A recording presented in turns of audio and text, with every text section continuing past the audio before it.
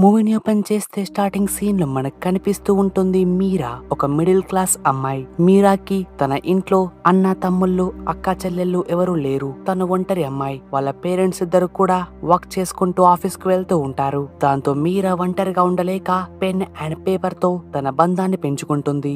ఇంకా ఖాళీ టైమ్స్ లో మూవీస్ చూస్తూ ఉండేది. ఇంకా తనకి ఆ మూవీస్ అంటే పిచ్చి. ఎంత పిచ్చి అంటే తను 9 years ఓల్డ్ ఉన్నప్పుడే ఒక టికెట్ కొనుక్కొని థియేటర్ కి వెళ్లి చూస్తూ ఉండేది. అది కూడా ఒంటరిగా. కానీ ఆ టైంలో మీరా పక్కనే కూర్చున్న అబ్బాయి తనతో చాలా బ్యాడ్ గా బిహేవ్ చేస్తూ ఉంటాడు. సో మీరా తప్పించుకుని బయటికి వస్తుంది. ఇక తనకి చాలా భయంగా ఉంటుంది అండ్ బాధగా ఉంటుంది. అదేంటంటే తనకు సినిమా అంటే ఇష్టం కాబట్టి సినిమా మధ్యలో వెళ్లాలా అని బాధేస్తుంది అండ్ లోపలికి వెళ్లాలంటే అతన్ని చూస్తూ ఉంటే భయమేస్తుంది. కానీ మీరా ఆ భయాన్ని వదిలేసి సినిమానే ఎంచుకుంటుంది. కానీ కిందికి కాకుండా బాల్కనీలోకి వెళ్లి ఆ సినిమా పూర్తిగా చూస్తుంది. ఇక్కడే మనం అర్థం చేసుకోవచ్చు మీరాకి మూవీస్ అంటే పిచ్చి అని. ఇక మీరాకి అన్ని కూడా మూవీసే. ఫ్రెండ్ అయినా టీచర్ అయినా తన కేర్ టేకర్ అయినా అన్ని కూడా మూవీసే.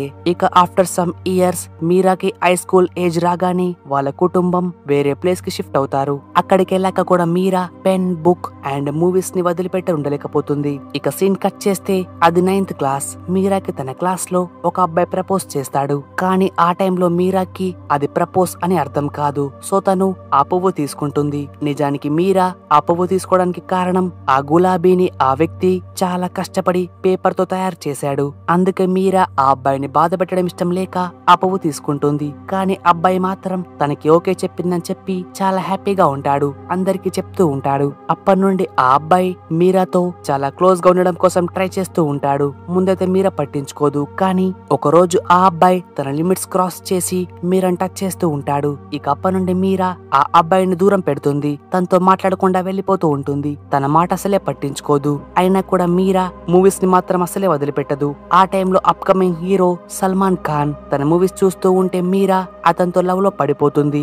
డేస్ గడుస్తూ ఉంటే సల్మాన్ పైన ప్రేమ చాలా పెంచుకుంటూ ఉంటుంది. ఎంతంటే అతని కోసం లవ్ లెటర్ కూడా రాస్తూ ఉంటుంది. ఆ లెటర్ కాస్త వాళ్ళ మామ్ హ్యాండ్ లో పడుతుంది అండ్ తనని కొడుతుంది. ఇక మీరా మనసు నిండా సల్మాన్ ఖానే ఉంటాడు. ఇక ఎప్పుడు సల్మాన్ ఖాన్ నే గుర్తు చేసుకుంటూ ఉంటుంది. అలాంటి టైంలో మీరాకి తన క్లాస్ లో ఒక అబ్బాయి సేమ్ ఎగ్జాక్ట్ గా సల్మాన్ ఖాన్ లాగే కనిపిస్తాడు. ఆ అబ్బాయి పేరు మధు. తను అనుకుంటుంది ఇదేంటి నేను ఇన్ని డేస్ గమనించలేదు. మధుకి ఎగ్జాక్ట్ గా సల్మాన్ పోలికలే ఉన్నాయి. ఇక తను ఇదే విషయం తన స్నేహితురాలను అడుగుతుంది. తను కూడా చూసి అవును కొన్ని యాంగిల్స్ లో మధు సల్మాన్ ఖాన్ లానే ఉన్నాడు. ఇక ఆ ఒక్క మాటతో అంతే మీరా వరల్డ్ మొత్తం మధు పైకే షిఫ్ట్ అవుతుంది. ఎక్కడున్న సల్మాన్ ఖాన్ ని ప్రేమిస్తూ అతన్ని కలవాలి అనుకుంటున్న మీరాకి తన కళ్ళ ముందే ఒక సల్మాన్ ఖాన్ కనిపిస్తాడు. ఇక అప్పటి నుండి తను మధుని ప్రేమిస్తూ ఉంటుంది. అతనికి తెలియకుండా అతన్ని చూస్తూ తనలో తను నవ్వుకుంటూ ఉంటుంది. కానీ కొన్ని డేస్ తర్వాత అతనికి కూడా అర్థమవుతుంది తనని మీరా గమనిస్తూ ఉందని. పైగా మధుకి మీరా అంటే కూడా ఇష్టం. అందుకే అప్పటి నుండి వాళ్ళిద్దరి ప్రేమ లేక మొదలవుతుంది. ఇక అప్పటి నుండి మధు అండ్ మీరా ఇంకో లోకంలోకి వెళ్తారు. ఒక కొత్త లోకం, ప్రేమ లోకం. ఇంకా చెప్పాలంటే వాళ్ళు క్లాస్ బంక్ కొట్టి బయట తిరుగుతూ ఉంటారు. స్కూల్లో ఉన్నా కూడా ఒకరిని చూసి మరొకరు తొలి ప్రేమలో మునిగిపోతూ ఉంటారు. ఇంగ్లీష్ టీచర్ క్లాస్ లో తను పోయమ్స్ చెప్తూ ఉంటే వీళ్ళిద్దరు కాస్త ఆ పోయమ్స్ ని వాళ్ళ ప్రేమ కథే అనుకుంటుంటారు. ఇక అదే ప్రేమలో మునిగిపోయి వన్ డే తొలి కిస్ ని కూడా ఎంజాయ్ చేస్తారు. ఈ ప్రేమలో పడ్డాక మధు చదవడం పూర్తిగా తగ్గిస్తాడు. ఇంకా మధుకి మార్క్స్ రావట్లేదని ఒక సార్ తనని కోప్పడుతూ ఉంటాడు. అయినా కూడా మధు లైట్ తీసుకుంటాడు. ఇక వన్ డే మీరా అండ్ తన ఫ్రెండ్స్ వెళ్తూ ఉంటే వాళ్ళ ముందుకి ఒక ఆటో వచ్చి ఆగుతుంది. ఆటోలో ఉన్న ఆటో డ్రైవర్ చెప్తూ ఉంటాడు తనకు మీరా అంటే ఇష్టమని. దానికి మీరా అంటుంది నువ్వంటే నాకు ఇష్టం లేదు, ప్లీజ్ నన్ను ఇబ్బంది పెట్టకు, ఇక నుండి వెళ్ళిపో అని చెప్తుంది. కానీ ఆటో డ్రైవర్ చెప్తాడు ఆ మధు వల్లే నేనంటే ఇష్టం లేదా, ఒకసారి థింక్ చెయ్యి అని చెప్తూ ఉంటాడు. అప్పుడే పక్కింటి అంకుల్ ఏమైంది మీరా అంటాడు. ఈ మాట వినగానే ఆటో డ్రైవర్ వెళ్ళిపోతాడు. కానీ మధు గురించి అతనికి ఎలా తెలిసిందో మీరాకి అర్థం కావట్లేదు. ఇక అదే ఈవినింగ్ మధు మీరాకి కాల్ చేస్తాడు. మీరా చెప్తూ ఉంటుంది జాగ్రత్తగా ఉండని. ఇక నెక్స్ట్ డే స్కూల్ అయిపోయాక మధు అండ్ మీరా కలిసి బస్ స్టాండ్ లో కూర్చుని మాట్లాడుకుంటూ ఉంటారు. అప్పుడే ఆటో డ్రైవర్ ఫ్రెండ్ వచ్చి మధుతో 2 minutes మాట్లాడాలి అని చెప్పి పక్కకు తీసుకెళ్తాడు. కానీ ఆఫ్టర్ సమ్ టైం మధు గాయాలతో వస్తాడు.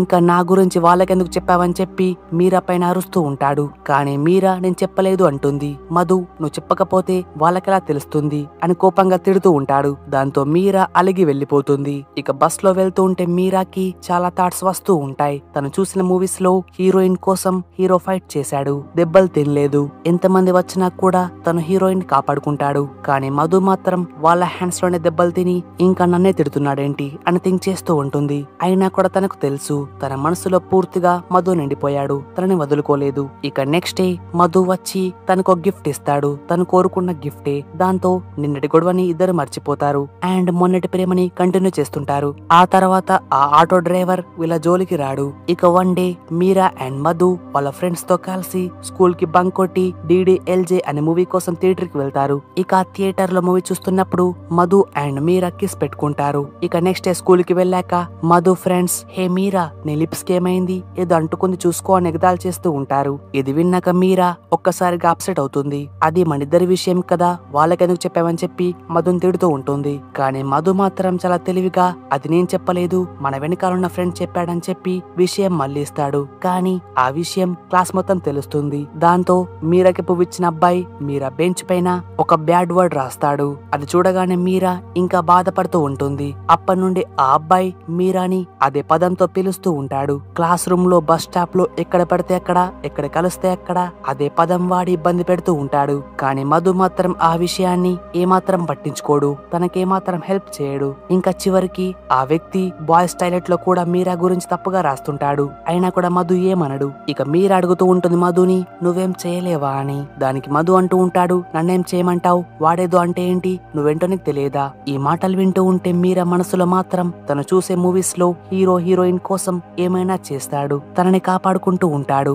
ఇక్కడ తను కూడా అదే ఎక్స్పెక్ట్ చేస్తుంది, మధు తన కోసం అతనితో ఫైట్ చేయాలి అని. కానీ మధు మాత్రం ఏం పట్టనట్టే ఉంటాడు. ఇక మీరా డిసైడ్ చేసుకుంటుంది ఏమైనా చెయ్యాలి అంటే తనే స్వయంగా చెయ్యాలి అని. అందుకే నెక్స్ట్ డే స్కూల్లో ఆ పదాన్ని ఆ బెంచ్ పైన తుడిచేస్తుంది అండ్ ఇంగ్లీష్ లో డిబేట్ ఇవ్వడం కోసం పైకి వెళ్తూ ఉంటే ఆ అబ్బాయి మళ్ళీ అదే పదంతో పిలుస్తూ ఉంటాడు. కానీ మీరా మాత్రం ఏం పట్టించుకోకుండా స్టేజ్ పైకి వెళ్లి తను చెప్పాలనుకున్న విషయాలు సరిగ్గా చెప్తుంది. ఇంకా తను ఆ కాంపిటీషన్ లో ఫస్ట్ ప్రైజ్ గెలుచుకుంటుంది. దాంతో తను ఓడిపోవాలని కోరుకున్న అబ్బాయి తల దించుకుంటాడు, తన జోలికే వెళ్ళడు. ఇంకా కొన్ని డేస్ తర్వాత మధు అండ్ మీరాని కూర్చోబెట్టి ఒక టీచర్ మాట్లాడుతూ ఉంటాడు. అప్పటి వరకు ప్రేమలో మునిగిపోయిన వీళ్ళిద్దరూ లోకాన్ని, ప్రపంచాన్ని మర్చిపోయినా కూడా అతను గుర్తు చేస్తూ ఉంటాడు, 2 months లో మీకు బోర్డ్ ఎగ్జామ్స్ ఉన్నాయని. వాళ్ళ సార్ ఇంకా చెప్తూ ఉంటాడు, మీ జంట బాగుంటుంది, మీరు బాగా చదివి జాబ్ సంపాదించి పెళ్లి చేసుకోండి, అందుకే మీరు ఇప్పటి నుండి బాగా చదవాలి అని చెప్తాడు. కానీ మధు మాత్రం, మీరేం భయపడకండి సార్, ఈజీగా పాస్ అయిపోతా